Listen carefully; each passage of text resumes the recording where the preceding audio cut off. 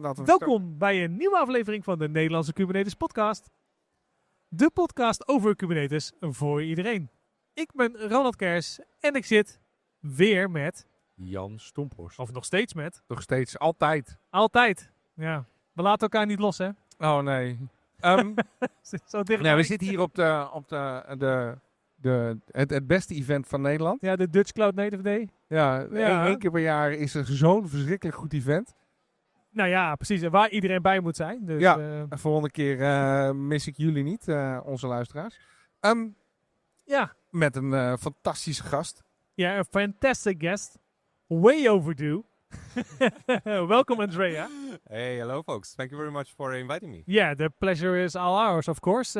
But for the people who don't know you yet, I think that's almost impossible. But could you please introduce yourself to the listeners? I'm flattered, honestly. Yeah, my name is Andrea Giardini. I am a cloud native consultant and trainer here in the Netherlands. So I'm based in Amsterdam. I work mostly remotely. But yeah, I do all kinds of things around cloud, Kubernetes, containers, platforms, you name it, pretty much.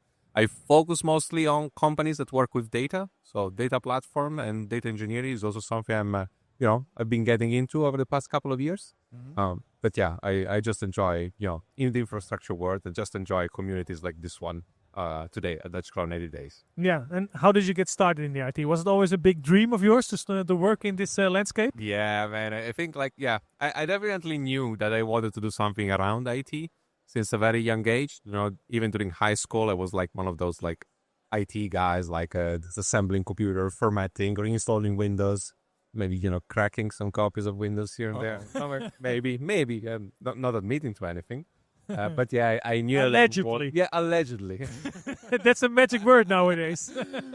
But, I always liked computers since a very young age. And, I was not really sure where I would end up, like more programming or infrastructure or cloud and so on. But then during university, I attended more and more courses around like virtualization, virtual machines, this kind of stuff. And so, that's where it became really a passion and where I found my vocation, let's put it this way. Okay, cool. And you have a talk here. Now, I need to grab my notebook because it's quite a long title. It is. Kubernetes and AI to protect your forest. A cloud-native infrastructure for wildfire prevention. Yeah. Can you say that? Can I say that again? 10 times fast? Can you take us with you in what you talked about? Yeah, definitely. So, as I was saying before, I'm an independent cloud native consultant, and one of the clients I've worked with for the past, but many years on and off is a company based in the Netherlands called Overstory. It's a company that was founded in the Netherlands, in Amsterdam, and basically they take an innovative approach about prevention of wildfires. Wildfires are events that are very destructive for our community, businesses, families, and so on. And until now, the answer to wildfire was very much, not so much on the preventative side, but more on the responsive side. Like, how do we react to wildfires as fast as possible? But because they're hard to predict. Because they're very hard to predict, indeed. But what Overstory does is doing it the other way around. How we can predict wildfire in the most effective way. And basically, they use a combination of satellite images and aerial images. They focus on fires that are caused by power lines, which are one of the most, frequent fires out there. Oh, yeah? Yeah, definitely. And power lines. Are the power lines then falling off the towers? Or how? Power lines falling, low maintenance, a tree falling on a power line. Damaged power lines that go unnoticed for a long time, and then a bit sparking. Yeah, maybe? Sparking, dry climates, especially in the US or California. That's very common. But that's the idea. So we basically monitor those power lines using satellite images, and whenever we see the vegetation gets too close to the power lines, we notify the energy provider so they can go and trim the vegetation before a wildfire spreads out. So we really do preventative actions on wildfire. Cool. It's an interesting topic. It's something that people don't often think about as well. Yeah. And it's a topic that, it's very impactful. When you see basically what we offer to the energy provider is a map of their network, of their power network, and we assign a risk profile to every segment. So we can say, okay, this profile is very high because we detect that there is a tree that is closer than 1 meter to your power line. So there is a higher risk Yeah. wildfire spreads. And you're doing that with AI. Yeah, exactly. Hopefully. Yeah, we do a lot of machine learning at Overstory. So it's a combination of getting the vegetation data, like 3 species, 3 heights, and so on. A combination of getting the poles and lines from this utility company. So what are the poles? What are the lines? How many lines? What's the voltage that is going through those lines? And basically we combine those 2 data with our own machine learning models, and we create a risk profile, basically. Okay. So what I saw was that you have like satellite images. Yeah. And you follow the cables or the energy lines, and you can make a map of that. Yeah. And make a risk assessment of that line. Exactly. Yeah. Okay. And what's the technology behind that? Of course, it's something Kubernetes related. Otherwise, I wouldn't be here, Yeah, definitely. So Kubernetes has helped us a lot in this regard because our workload, they take anything from like 2 CPUs and 4 gigs of memory to like 75 CPUs and half a terabyte of memory. So like our workflow, our workload varies a lot depending on the input data or the area we are scanning, for example. And Kubernetes really gives us a lot of flexibility in this regard. You can create smaller machine, bigger machine. Mm-hmm. You can spawn up a machine, let it do a lot of work, and then turn it down so you don't pay for it anymore. And so, yeah, we've been using Kubernetes extensively since the very early stage, I would say, just because of this flexibility. Sometimes you need a machine with a lot of CPUs, less CPUs, a GPU, non-GPU. And with Kubernetes, it's not easy, but it's manageable. Let's put it this way. Yeah, and does it work with the Juniper hub? What you talked about? Is that they're integrated with each other, or? Yeah, exactly. So Jupyter Hub is basically their Jupyter notebook in Kubernetes. Mm-hmm. So they allow our developers to discover the data that they get. In the geospatial world, there are many different file formats. It's like a new JavaScript framework every week. In the geospatial world, there is a new file format every week. And so, looking at this data is not always easy. And our developers, they take a lot of time to explore the data that we get. And for that, Jupyter Notebook is fantastic, right? You can say, okay, I want this Jupyter Notebook with these libraries on this type of machine. And then they get like an IDE in a browser where they can, use all the computational power of a remote machine running in the cloud to explore the data. But then, as soon as they've explored the data and they know what to do with it, we try to make a production pipeline so that we can repeat the process over and over again in a regular way. Okay. And also you said something about reliability tracking. Yeah. So what can you tell about that? How does that work? Yeah, the problem with Jupyter Notebook for us was reliability. Like repeating the process over time, just using a Jupyter Notebook is very tricky. You need to be very disciplined with your Jupyter Notebook. You can do a lot of things in them, And we ended up in this loop where we had very detailed Jupyter Notebooks, but like reproducing the same experiment, reproducing the same things over and over, in the span of a year was very complicated. Oh, right. Yeah. Okay. Yeah, because, every time we're like, which library did they use a year ago? Well, what version? Oh, right. Sure. Or was this the final version of the Jupyter Notebook, or we had a more updated version? It was very difficult to track. Okay. And why did you not track that then? Because is Jupyter Notebook updating itself, or? So Jupyter Notebook is just a way of basically running Python in an interactive way. Yeah. So you can track everything that you have, but you need to be disciplined at doing that. So it's a manual operation. You need to, list down a Jupyter Notebook. These are all the libraries that I use. These are all the versions of the libraries. These are all the system libraries or my Docker image that I use. It's a very manual process. It's difficult to encode it. I would. Or think I'm just thinking about it.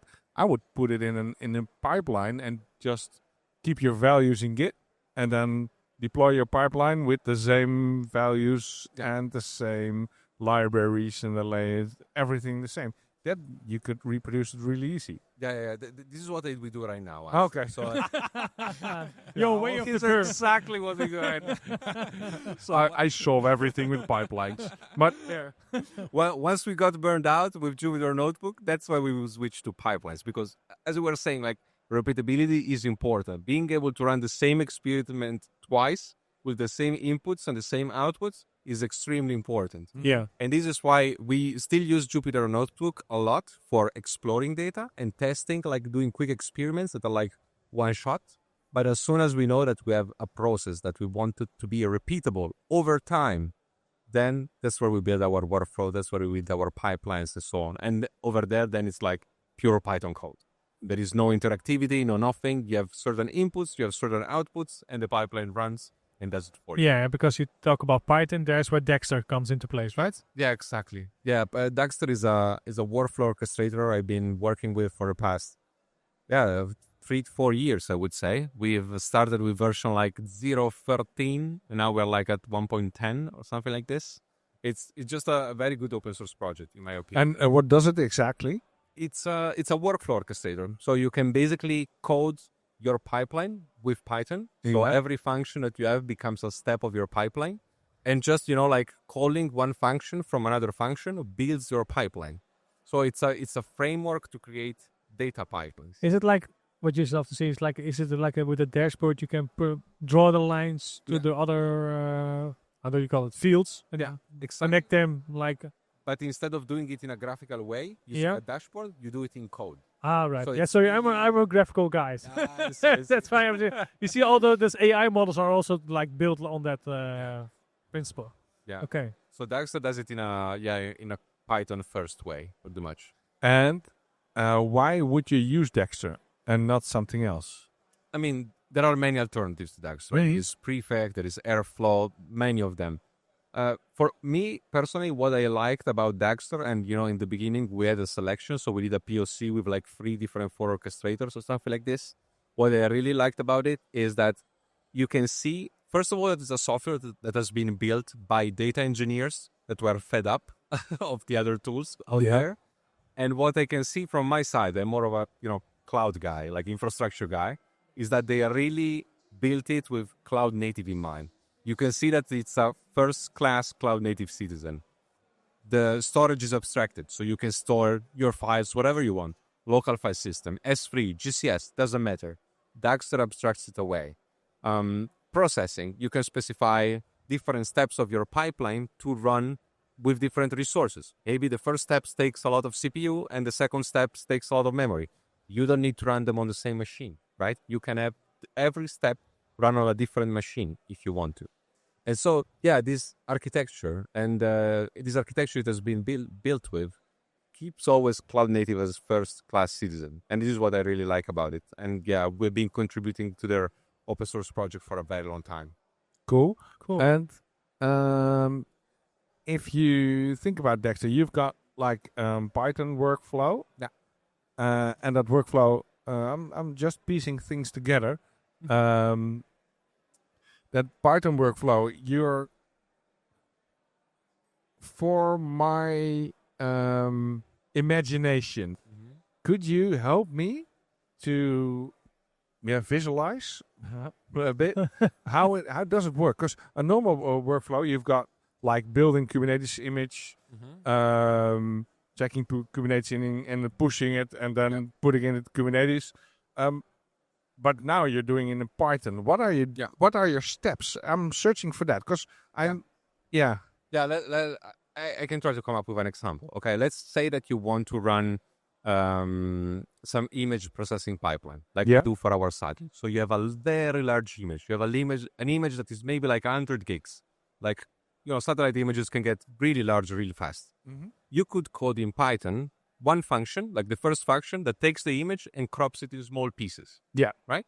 And then you have, for each piece that you have built, now you want to run some prediction algorithm, calculating the risk score on a certain piece of power line. Okay? And then you have one last step that takes all the pieces and recomposes the main image. All this, you can write it in Python with functions. So you have one function that splits the image. Yeah. Several functions that can run in parallel, running your prediction algorithm, and another final function that waits that all the other functions are completed before recomposing the main image and recreating the large image. And all this, you code it with Python. So every Python function is a step. Dexter helps then with overview, which step you are, and just give you a bit clarity, because I could do that in a simple pipeline script. Yeah. Just top down. Yeah. But with Dagster, what you get is, first of all, a nice dashboard that you can just send it to your boss, or, the person that is managing customer success, for example. Like, hey, this is the status of your processing. You can see it here. Whenever this processing is completed, the image is going to be available for the client. And also it gives a lot of visualization. What if one of these steps goes wrong? Do you want to retry it? Do you want me to notify somebody? Do you want me to send you a Slack notification? Do you want me to just, scream at you? Like, you decide what to do. Yeah. Dagster just gives you like a framework. Basically, it just creates a framework around all this. It just makes this step a little bit more defined and opinionated. Okay, cool. Yeah. And that all is running Kubernetes. Yeah. You can run also on other orchestrator, but we use it on Kubernetes. Yeah. But I hear large file sizes. Yeah. Then there is a thing called data management. Yeah. I know you are, and you said you are the data guy. Yeah. So how did you manage the data? So we store mainly things in object storage, following certain patterns, and we have many buckets in Google Cloud, and we store them in a certain with certain prefixes, with certain file structures, and so on, so that things don't get out of hand. For local storage, not local storage, but local testing, what we do is that we usually take and downsample some of the data. So we take the data that we have, and we either crop it so that we make like a small iteration of it, or very often what we've built as well is that people can test their changes in the cloud directly. So when they modify their Dagster code, they can just attach a label to their GitHub PR, and this will spin up a dedicated environment in the cloud where they can test the code that is on that PR. All right. And this makes it a lot easier for them, because they don't need to set up their local environment. They don't need to get crazy with that. Everything is already in the cloud. They test it on their PR. They get a link in the comments in the PR, and whenever the PR is merged, the environment is gone. So I like that model. Yeah, that model sounds really nice. Yeah, very useful. We implement that always also with a lot of customers. Yeah, it's extremely developers love it. Honestly, developers love it. Yeah. And you also talked about the pipelines, like single to single and multiple to multiple. Yeah, the idea is with Dagster, but with many other workflow tools as well, we basically run our pipelines in two main models. So if the pipeline is sort of like constant, like it requires a certain amount of CPU and memory constantly throughout this execution, then it makes sense you just have one node. So you create one node, you assign that node to a pipeline, and then you run the whole processing on the same node. Mm-hmm. But sometimes what happens is that you have pipelines that require very different amount of CPU and memory. Maybe you have the first step that is very lightweight, the second step is super heavy and requires a GPU, and then the third step is lightweight as well. So if your pipeline lasts 8 hours and you need a GPU just for 1 hour, well, you don't want to reserve the GPU for 8 hours. 8 hours, yeah. Because this will get very expensive very fast.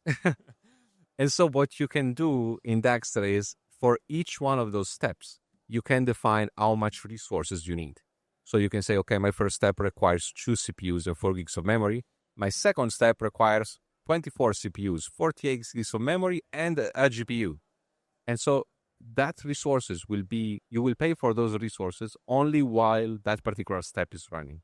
So it's the difference between having a constant amount of resources throughout the pipeline execution, or to have different amount of resources depending on the step. But Dagster then has to have rights to spin up a machine and spin down a machine. Yeah, I mean, we do that in Kubernetes, so it will create and destroy pods, and pods go in pending state. There is cluster autoscaler that takes place. It's a whole but that's not with GPUs.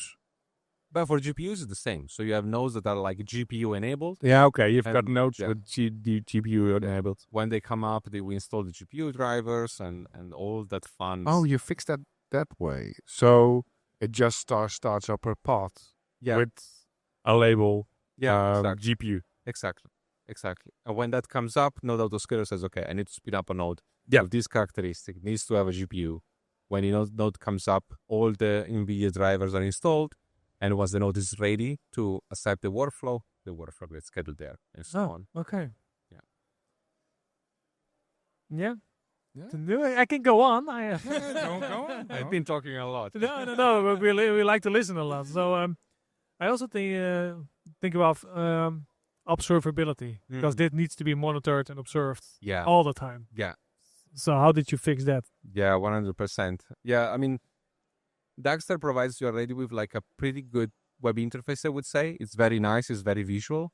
But as the number of pipelines that you have grows and grows and grows, the number of teams grows and grows and grows, it can feel a little bit limiting. And of course, like the folks behind Dagster need to make money in a way or another. So of course they have a nice cloud offering with all the observability that you want. But for our use case, we didn't feel like that was the right approach for Overstory. So we've built something in-house. So we have some, basically, we use OpenTelemetry and some pub sub messages to publish to Google Cloud Monitoring and Google BigQuery. And this allows us to keep track of all the pipelines that are running in our processing system. And it allows us to do things like, okay, I want to know for this team how many pipelines are failing, or how often is this pipeline failing over the past week or month or 3 months, and so on. Is the trend upwards? Is the trend downwards? Are we reducing failure or are we introducing more failures? So we basically use OpenTelemetry, a mix of OpenTelemetry and Google Cloud Monitoring to get this information. Out of the box, the dashboard is nice, but as you scale and you get bigger, it's just limiting a little bit. Okay. It can be nicer. Always. Yeah. Yeah. And honestly, like beating Grafana for monitoring, it's very difficult. Yeah. It's an amazing tool. Like it works well. It does a lot of integrations. You can build all kinds of dashboards.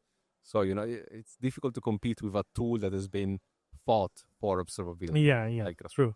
Yeah, and also OpenTelemetry is, and it's the keyword of the last KubeCon also. Yeah. Everybody's doing OpenTelemetry and they've got good rights to do it because it's an awesome tool. It is. Yeah, we like it a lot. We use it in we run it mostly in Google Cloud Run, which is like a serverless environment pretty much. And I mean, it just works out of the box. It's you get the metrics, you define the metrics that you want, you remove the metrics that you don't want. It's very plug and play. Maybe it's like it's pluggable. Yeah, it's pluggable. It's not pluggable. Plug and play is too optimistic. You still need to define what you want to metric and how much and how often. So you have to set up the rate limit. We have, I think, 2 podcasts about OpenTelemetry already online. Okay. Something like that, yeah. We're getting more because it's an awesome. Yeah, and a big topic. Yeah. It's a big topic. Creating a standard about monitoring and observability. It was long overdue. Something else. I know you are an organizer. Yes. From the. I don't know which one. Like organize a lot of things. Then my question is getting bigger. What things are you organizing? So let's say that I'm involved in two main projects I'm organizing. Like the first one is called Amsterdam.dev. It's a community for tech and all people around dev, cloud, based in Amsterdam. And what does it do? Basically, it came out of a need for myself and, for people around me. So first of all, I think LinkedIn is doing more and more of a poorer job at finding a new position. And especially, in Amsterdam, there are a lot of super cool tech companies that don't get the good space out there. They don't get the right visibility. So Amsterdam.dev is a way of highlighting companies based in Amsterdam or in the Netherlands in general that do cool things in tech. And basically, I'm pairing that with a meetup that I run monthly. Okay. So right now we're taking a break for July and August, but really from September on, I want to continue doing it once a month. And we do thematic meetups. So we had one about data. We had one about open source. We had, like last month, we had a workshop about Dapper from Diagrid, another open source software, which is really good. We organize some conferences. We're sponsoring actually Dutch Kubernetes Days. And the idea is to always have a meetup once a month and to make it thematic. So maybe in the future we'll do IoT or databases or front end. You don't know. Okay. And of course, Cube Train, you were involved in that. Exactly.